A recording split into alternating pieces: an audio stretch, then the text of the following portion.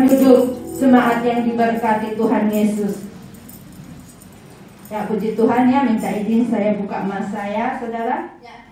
Saudara yang kekasih dalam Tuhan, ya, saudara, saya merenungkan sepanjang kita terus menanti pencurahan Roh Kudus, di mana kita tahu bahwa ya tanggal 13 Mei yang lalu ya kita merayakan yang namanya kenaikan Tuhan Yesus. Nah, sesudah berapa hari Tuhan Yesus bangkit dan naik ke surga? Ada yang masih ingat?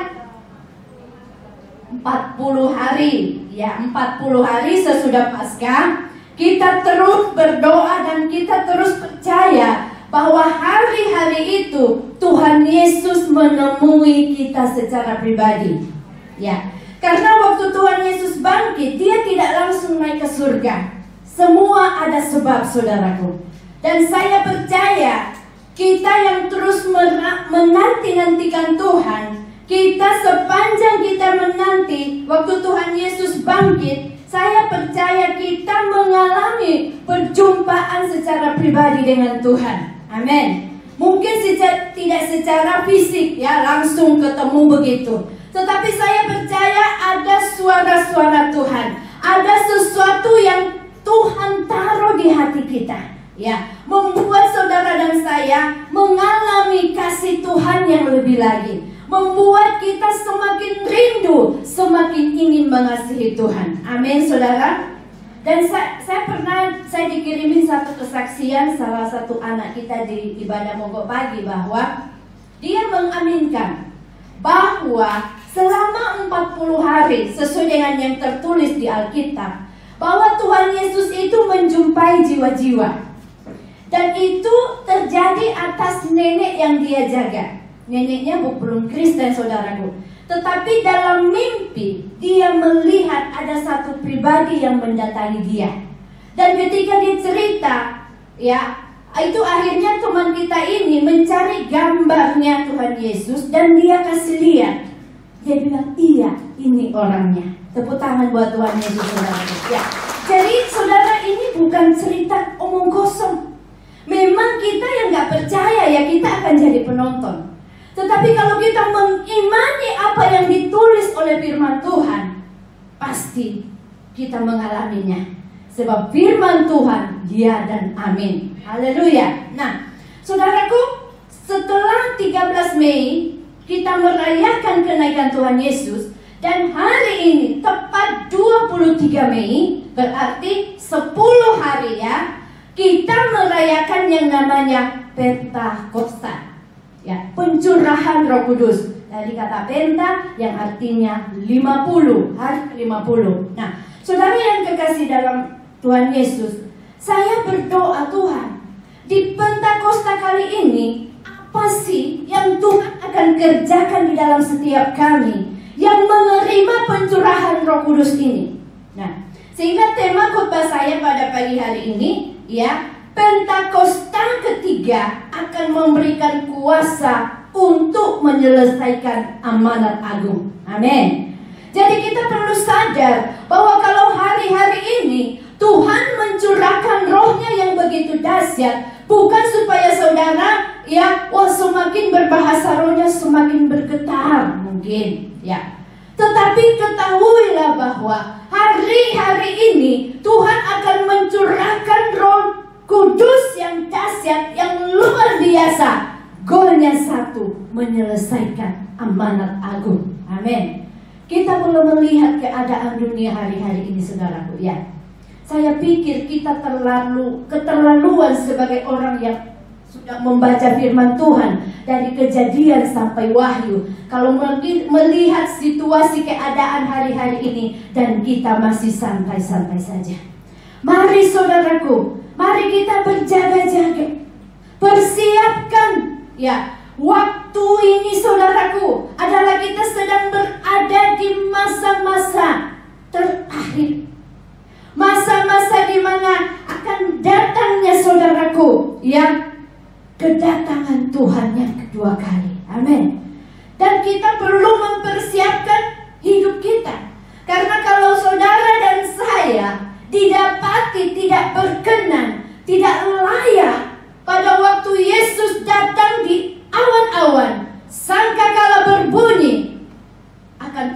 yang namanya pengangkatan, rapture, saudaraku.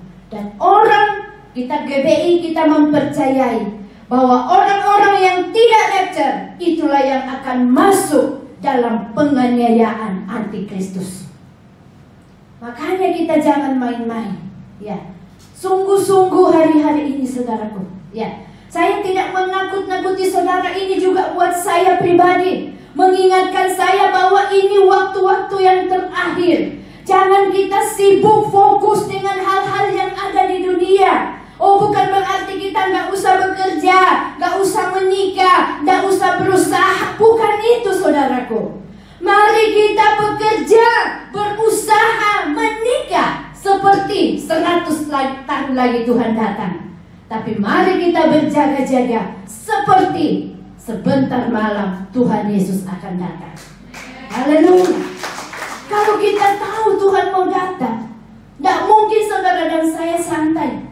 Kita tidak pusing lagi dengan hal-hal yang ada di dunia, saudara. Jangan fokus, ya. Aduh, saya sedih kalau kita udah melayani Tuhan, terus kita lebih fokus kepada uang-uang, menimbun kekayaan. Sayang, saudaraku, itu semua akan dibinasakan.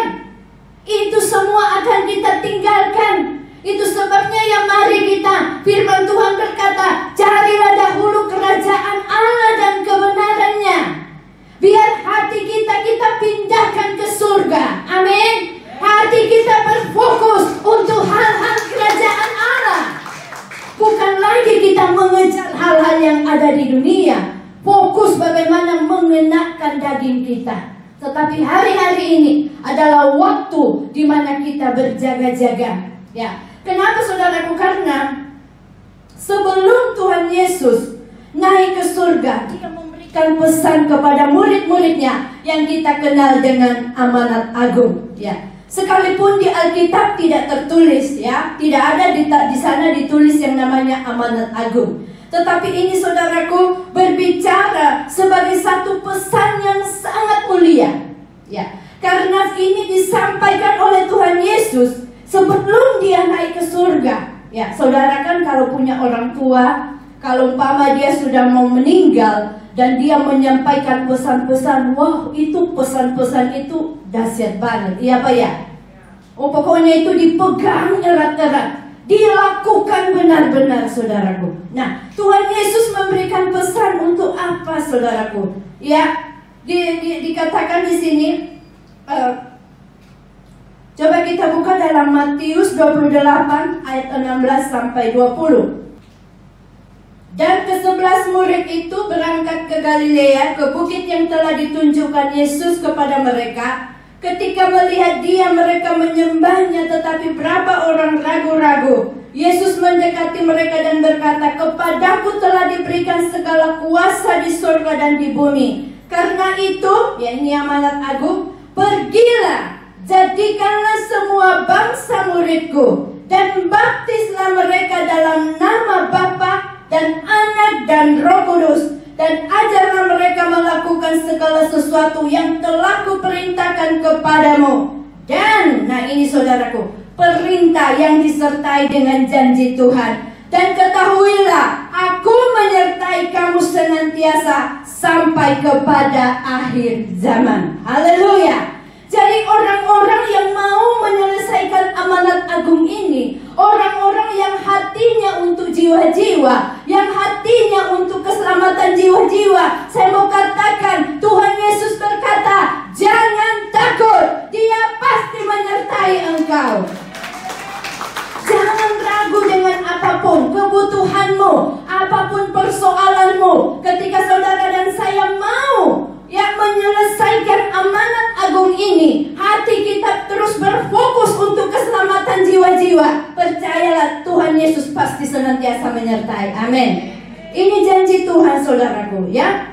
Oleh karena itu, memberitakan Injil atau menginjil ini tidak hanya ditujukan kepada pendeta, gembala kul, ya, penerobos, tetapi kepada kita semua. Amin. Tuhan Yesus berkata, pergilah, ya, dan jadikanlah semua bangsa muridku, bukan murid kita, ya. Sehingga kalau kita ketemu dengan orang, jangan jangan sampai kita membawa orang itu kepada diri kita. Ya, tetapi mari saudaraku, saya berdoa biarlah orang itu mungkin awalnya ya mereka mengikuti kita karena melihat Kristus di dalam diri kita. Tetapi saudara, jangan sampai kita membawa orang itu supaya dia menjadi pengikut kita. Tetapi tugas kita adalah terus membimbing dia supaya dia ketemu sendiri dengan Yesus yang ada dalam setiap kita. Amin. Karena saya percaya ketika orang itu mengalami perjumpaan secara pribadi dengan Tuhan, maka inilah yang akan membuat dia menjadi murid Kristus, bukan menjadi pengikut kita. Amin, saudara. Nah, jadi saudaraku, kita harus menginjil. Ya, menginjil ada dua macam. Ada yang namanya kita menginjil secara, ayo yang sudah lulus kom nih. Kalau sudah lulus kom 100 ini salah, ini tak suruh kom lagi. Ini kan keluar di ujian, selalu ujian kom ya. Ayo, ada berapa macam jenis penginjilan? Ya, yang katakan dua tadi siapa? Coba sebutkan. Oh, ternyata yang jago tuh yang sudah lulus kom 300 di belakang. Nah, saudara, ada dua. Ya, kita bisa menginjil. Yang pertama, kita harus mulai dulu secara pasif. Ya, artinya apa? Orang bisa melihat Kristus melalui gaya hidup kita. Amin. Karena ada pepatah mengatakan bahwa tindakan lebih berbicara kuat daripada perkataan. Ya, banyak orang pintar ngomong, ya kan? Waduh, kalau ngomong tuh benar semua, betul semua, tapi lihat kelakuannya minus semuanya. Di sini nggak ada. Ya, jangan sampai. Saudara, harusnya kita mulai dulu dari apa? Pasif. Sekalipun kita tidak ngomong, ya kita ketemu orang, orang lihat kita penuh sukacita. Kita ketemu orang saja, orang sudah diberkati. Kita belum ngomong, saudaraku. Kenapa? Karena kita pribadi-pribadi yang dipenuhi Roh Kudus. Amin. Kita adalah orang-orang yang hidup dalam kebenaran. Ya. Saya itu sedih, ada yang curhat kepada saya itu kapan ya? Dia ngomong begini, Kak, ya bukan di sini saudara, jadi tidak usah cari-cari ya.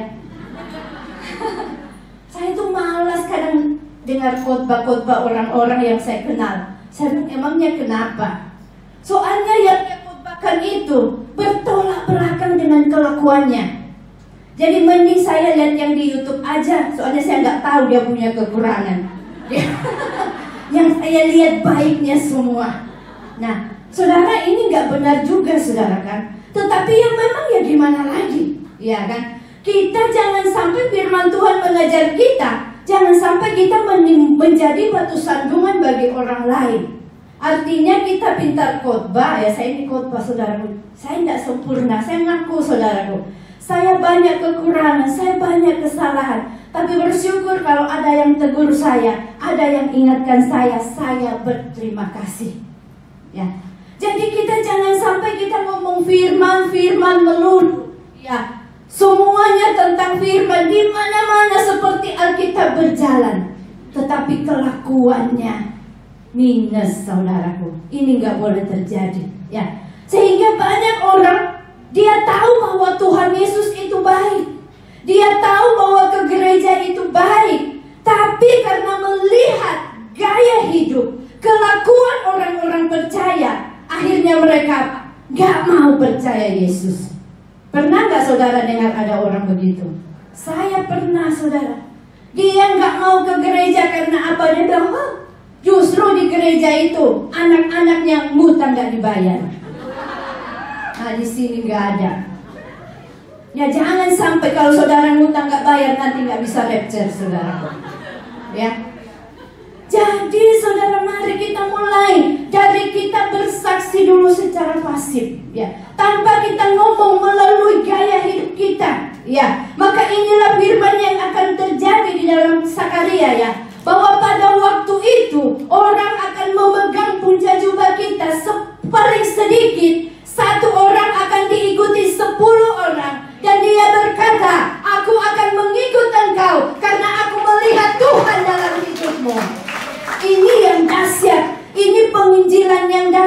saudaraku. Di mana saudara orang melihat kehidupan kita. Ya, kehidupan kita yang bukan kita poles dengan munafik, tetapi bagaimana saudara dan saya hidup apa adanya, hidup dengan penuh ketulusan, keikhlasan. Ya, kalau kita salah kita akui, kita minta maaf, nggak apa-apa.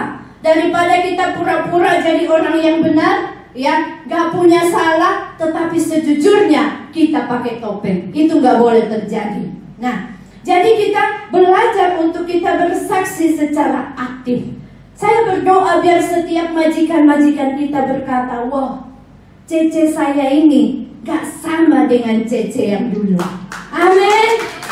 Itu kita namanya saudara dan saya sudah bersaksi secara aktif. Nah, saya masuk di majikan yang baru saudaraku, ada kamera saudara. Tapi saya bilang ya biarin. Yang penting kamera itu sudah ada sebelum saya masuk. Yang menjadi tanda tanya kalau saya masuk tidak ada kamera, tiba-tiba dipasang kamera. Wah, itu tanda tanya besar. Ya, tetapi ya puji Tuhan saya enjoy. Kalau katanya yang saya ganti dulu, dia tuh gak mau di rumah saudaraku. Pokoknya dia tuh kasihan nenek saya kan jaga orang tua. Dia taruh di luar kadang seharian. Iya. Kadang itu saya tuh kaget waktu saya masuk. Dia bilang, aku tuh gak mau di rumah. Sebab emangnya kenapa? Soalnya ada itu mata di atas. Dia bilang begitu. Jadi pagi dia udah turun bawa nenek, habis itu makan di luar, habis itu sampai sore. Katanya kadang majikan telepon sudah malam belum pulang ke rumah. Karena kan ada kamera ya, jadi ketahuan. Nah, karena dia gak nyaman banget. Saya bilang, loh saya mah biasa-biasa aja. Saya tuh tidak ada, malah saya bersyukur dengan ada kamera. Karena melalui kamera ini saya bisa menunjukkan karakter Kristus kepada anak-anak majikan saya. Saya putar lagu-lagu rohani, saya kerja dengan benar, saya banyak berdoa, saya memuji menyembah Tuhan di bawah kamera, biar majikan saya bisa lihat. Haleluya. Yang penting kita udah beres pekerjaan. Dan puji Tuhan, sampai hari ini majikan saya nggak pernah komplain. Padahal ya saya selesai kerja kadang jam 9 udah beres karena cuma jaga nenek satu. Saya sudah mulai di bawah itu saya baca Alkitab lah, saya nyanyi lah, saya nyembah lah. Nah, jadi saya bilang itu tergantung daripada cara pandang kita. Kalau kita melihat kamera itu sebagai sesuatu yang negatif yang memata-matai kita, maka kita memang ya akhirnya jadi terbeban. Tapi mari kita rubah pola pikir kita. Puji Tuhan ada kamera. Karena melalui kamera majikan saya boleh lihat bahwa saya beda dengan orang-orang yang di luar Tuhan. Haleluya, tepuk tangan buat Tuhan Yesus saudara. Nah, jadi kita terus akan bersaksi ya. Dan yang kedua, mari kita secara aktif. Melalui apa? Mari beritakan Injil saudara. Hari-hari ini Tuhan mencurahkan Roh Kudus di atas setiap kita. Kita akan diberi kuasa keberanian. Jadi gak usah malu lagi sama orang cerita siapa Tuhan Yesus. Kita mulai dari yang sederhana, seperti yang saya lakukan. Kalau saya dulu ketemu mbak-mbak di jalan, kalau saya mau pamit, mau pisah, saya cuma bilang, Bapak ya Mbak, Tuhan memberkati. Sekarang bukan lagi begitu. Saya bilang, Mbak, Bapak ya, Tuhan Yesus memberkati Mbak. Perkenalkan, sebutkan nama Yesus. Nama Yesus itu nama yang terlalu berkuasa. Jangan Anda dan saya malu memperkatakan nama itu, karena oleh nama itulah yang akan membawa kita ke surga. Ya, masuk di toko, ketemu penjual, jangan cuma bilang, Bye-bye sir, God bless you. Katakan, Jesus love you. Tidak peduli, tidak mungkin dia mau marah. Kalaupun dia mau marah, kita udah pergi. Yang penting nama Yesus kita beritakan hari-hari ini saudara. Amin. Perkatakan. Ya, ada kesempatan mari kita bercerita. Ya, bersaksi apa yang saudara alami dengan Tuhan. Kalau orang memuji saudara, kayak kemarin saya ketemu Mbak, temannya Mbak yang saya jaga dulu. Dia bilang, wah, kok sekarang neneknya beda banget sih. Saya bilang, kenapa? Kulitnya bersih, mukanya cerah, gemukan lagi. Saya bilang, puji Tuhan, semua karena Tuhan Yesus. Ngomong aja, pokoknya sekarang tidak boleh Tuhan-Tuhan saja. Harus jelas, Tuhan kita punya nama. Namanya Tuhan Yesus. Amin, kita kumandangkan nama itu. Sebab nama itu nama yang menyelamatkan. Haleluya. Dan saudara, jadi ini yang Tuhan rindu untuk saudara dan saya mengerti hari-hari ini, bahwa kita sedang berada ya di hari-hari terakhir untuk apa? Kita menyelesaikan amanat agung. Nah, Tuhan Yesus memberikan kita pesan untuk apa? Kita menjadi saksi Kristus. Amin. Saya sudah cerita tadi, di mana saudara dan saya kita mulai menjadi saksinya Tuhan dari apa? Dari Yerusalem, Yudea, Samaria, dan sampai ke ujung bumi. Amin. Nah, saudara, mari kita melihat di sini apa yang perlu kita lakukan untuk kita menerima. Ya, sebentar kita akan doa, saudaraku, untuk menerima pengurapan itu. Tapi saudara, saya harap saudara nangkap di awal di sini saya sengaja berkhotbah tentang amanat agung, supaya sebentar waktu Anda minta pengurapan, mintalah tujuannya supaya Anda menjadi saksi Kristus. Amin. Kita minta supaya kita semakin diubahkan, supaya kita diberi kuasa, keberanian untuk kita bercerita siapakah Yesus itu dalam hidup saudara dan saya. Memang seringkali kita nggak bisa cerita karena kalau kita nggak punya pengalaman pribadi. Tapi saya percaya saudara dan saya yang sudah mengalami kasih Kristus yang luar biasa, kita yang sudah diubahkan Tuhan, yang dulu hidupnya kita luar biasa kotor, luar biasa bobrok. Kalau hari ini saudara dan saya bisa hidup dan mengalami seperti itu karena kuasa Kristus. Amin. Sehingga tidak ada alasan untuk kita tidak bercerita tentang kasih Tuhan dalam hidup kita. Kita belajar membagikan apa yang menjadi pengalaman kita dengan Tuhan. Yang pertama, saudaraku, bagaimana ya kita bisa menerima pengurapan itu, dan pengurapan itu bekerja dalam hidup saudara dan saya. Mari kita mengasihi Tuhan Yesus dengan sungguh-sungguh. Amin. Jelas, saudaraku, firman Tuhan di dalam Yohanes 14:15, jikalau kamu mengasihi aku, maka kamu menuruti segala perintah-perintahku.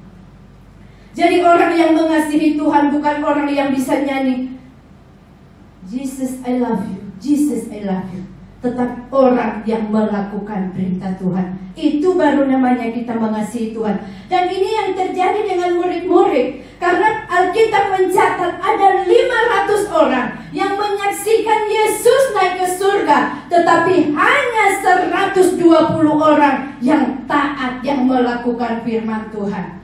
Inilah orang-orang yang menerima kuasa itu, saudaraku, untuk menyelesaikan amanat agungnya. Di mana, saudaraku, pada waktu itu Tuhan Yesus memberi pesan di dalam Kisah Rasul 14 ayat 12 sampai 14. Saya cerita aja karena waktu. Di mana, saudaraku, Tuhan Yesus memberikan pesan supaya mereka jangan meninggalkan Yerusalem. Mereka terus menanti-nantikan. Dan ini yang dikerjakan oleh 12 murid ini.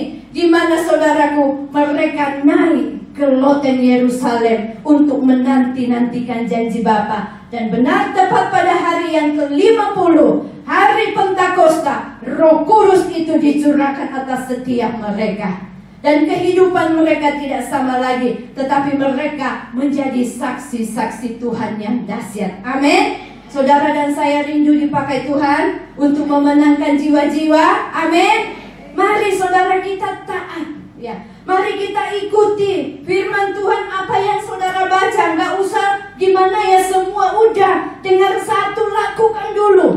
Kita pelan-pelan, ya. Dan saya percaya, saudaraku, ketika kita taat dan melakukan firman Tuhan, maka apa? Itu yang akan membuat Tuhan terus dan terus mempercayakan kita banyak hal dalam hidup kita. Dan yang kedua, jadi yang pertama, mari kita mengasihi Tuhan lebih lagi. Mari kita sungguh-sungguh mau dengar-dengaran sama Tuhan hari-hari ini. Kalau saudara udah punya pacar, rasanya sudah suka banget, tapi tidak seiman. Tuhan bilang, terang dan gelap tidak bisa bersatu. Udah, kalau begitu, putus. Atau sudah suka banget, tapi suaminya orang, ya udah, putus. Harus begitu, karena Tuhan bilang, barang siapa siapa mengingini ya suami orang itu berzina, saudaraku ya. Jangan sampai. Nah, yang kedua, saudara pastikan kita terus ada dalam komunitas yang on fire. Ya, komunitas yang betul-betul merindukan Roh Kudus dalam hidupnya. Murid-murid ini berkumpul 120 orang selama 10 hari, saudaraku. Ini gambaran 10 angka sempurna, menandakan bagaimana saudara mari hari-hari ini kita tahu di komunitas mana saudara berada. Kalau kita ada dalam kelompok penggosip, lama-lama saudara juga ikut menggosip. Kalau kita berteman dengan orang yang sukanya belanja tidak karuan, sama lama saudara juga ikut seperti begitu. Tapi saya percaya ketika kita masuk dalam kelompok cool, community of love, di mana di situ kelompok saling membangun, kita terus belajar on fire bersama-sama, maka saudara juga pasti ikut on fire. Amin. Ya, tepuk tangan buat Tuhan Yesus, saudaraku. Ya, jangan perhatikan dengan siapa. Hari-hari ini kita diingatkan, mari perhatikan keadaanmu. Saudara ada di grup yang mana? Ya, kembali saudaraku, ayo kembali, masuk kembali kepada tempat di mana Anda dibimbing. Di situ kita selalu dapat transfer api. Ya, kalau kita dekat dengan orang yang on fire, pasti juga kita ikut kebakar. Amin. Amin. Ya, tepuk tangan buat Tuhan Yesus. Dan yang ketiga, saudaraku, kita harus penuh dengan Roh Kudus. Amin. Kita bisa menyelesaikan amanat agung. Saudara dan saya harus penuh dengan Roh Kudus. Ya, sebagaimana caranya kita penuh dengan Roh Kudus, saudaraku? Dikatakan di sini, kantong yang lama harus diganti dengan kantong yang baru. Amin. Kalau saudara plastik itu bocor, saudara mau isi berapa hari pun tidak akan pernah penuh. Saudara harus ya memiliki kantong yang baru. Artinya kita harus hidup dalam pertobatan yang sungguh-sungguh. Di dalam Kisah Para Rasul dikatakan bahwa Yudas harus diganti dengan Matias. Ya, artinya apa? Mari hari ini kita fokus membenahi diri kita. Kita mau hidup bertobat dengan sungguh-sungguh. Dan yang keempat, jangan takut beritakan Injil. Tuhan pasti sertai. Ketika Petrus menerima baptisan Roh Kudus, dia berani berdiri dan berkata, hai kamu orang-orang ya yang menyalibkan Tuhan Yesus, sesungguhnya yang kamu salibkan itu adalah Tuhan. Dan melalui keberanian dia, 3.000 orang bertobat. Amin. Saudara dan saya, mari beritakan Injil. Papi mengajak kita, status Facebook, ayo kita yang positif, beritakan kebenaran. Tidak usah lagi bahas yang gosip-gosip di sana. Waktunya kita menjadi saksi Tuhan. Beritakan Injil di dalam seluruh keberadaan kita, supaya bumi penuh dengan kemuliaan Tuhan. Haleluya. Puji Tuhan, khotbah saya sampai di sini. Saya undang teman-teman.